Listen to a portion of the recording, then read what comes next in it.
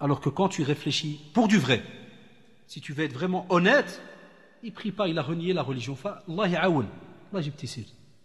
À qui on se dit non. Pourquoi? Parce que comme je vous ai dit à l'introduction, notre but à nous c'est quoi? C'est que tu reviennes à la prière. Notre but à nous c'est qu'on t'aime en Allah subhanahu wa ta'ala. Et comme vous le savez dans la tradition authentique, La yu'minu ahadukum hatta yuhibba li akhihi ma yuhibbu li nafsihi. N'est pas croyant. Vraiment toute la croyance comme il se doit. Si tu n'aimes pas pour ton frère ce que tu aimes pour toi. Et moi je voudrais aller au paradis. Et je voudrais que tu y ailles aussi. J'aime Allah subhanahu wa ta'ala. Et je voudrais que tu l'aimes aussi.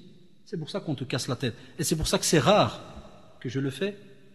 On fait une conférence un petit peu plus dure que celle que d'habitude, celle qu'on fait ou en général, hein, faites attention, faites ceci, faites cela. Ici, on ne peut pas t'arnaquer. Ici, on ne peut pas te frotter la manche. Il n'y a même pas à te frotter la manche. Qu'est-ce que tu croyais qu'on allait commencer à te dire? C'est rien, ne prie pas, et reviens, bit-tadarruj, étape par étape. Aujourd'hui, prie une raka'a, et demain, prie 2, et dans 20 ans, termine les 5 par jour. Là, wallahi, je te mentirais si je te dis cela. Je ne peux pas. Tu es obligé de prier d'une certaine manière, comme il a été indiqué. Et puis, subhanallah, je suis rentré pour terminer ce que disent les compagnons sur celui qui ne prie pas.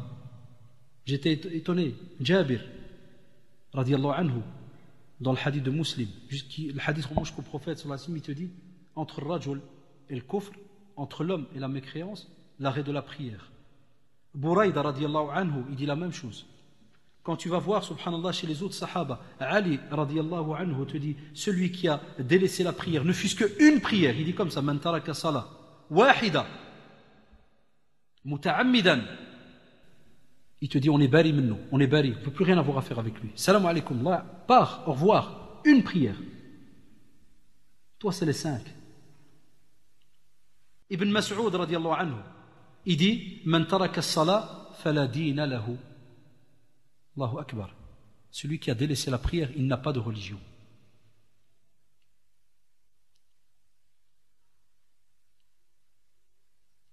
Zayd ibn Wahb, radiallahu anhu, va dire qu'on était assis avec Hudayfa, radiallahu anhu, et on était assis à la mosquée. Et il va dire, subhanallah, qu'un homme va rentrer et va prier d'une manière très rapide. Et Hudayfa, radiallahu anhu, va l'interpeller. Ya Rajul, viens, viens. Ya Abdallah, viens. Depuis quand tu pries comme ça? Donc il prie celui-là. Ça, il prie.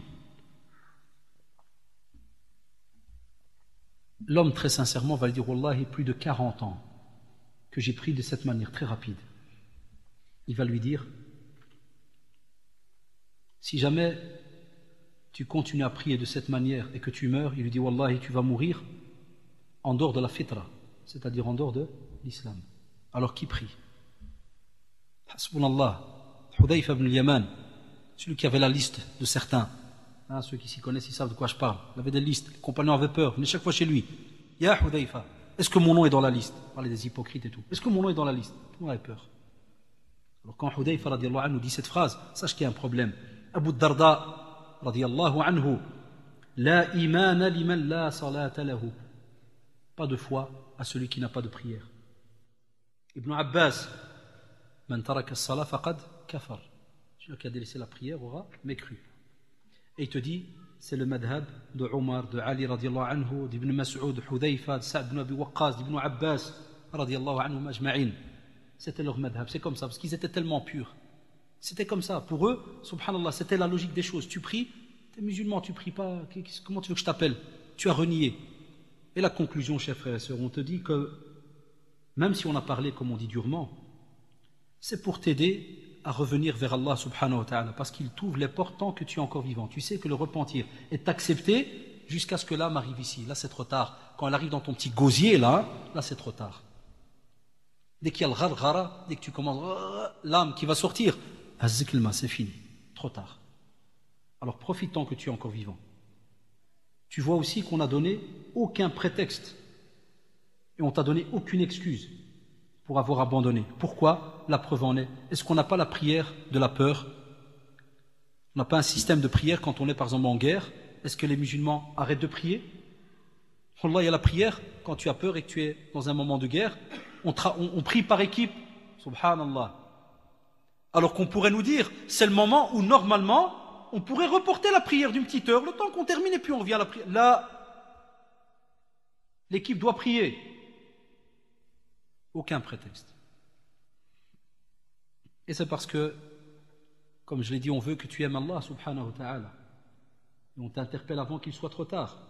Et si tu as besoin d'aide par rapport à cette prière, contacte les frères qui sont autour de toi, contacte les différents centres, les différentes mosquées, et ne te laisse pas avoir par Satan.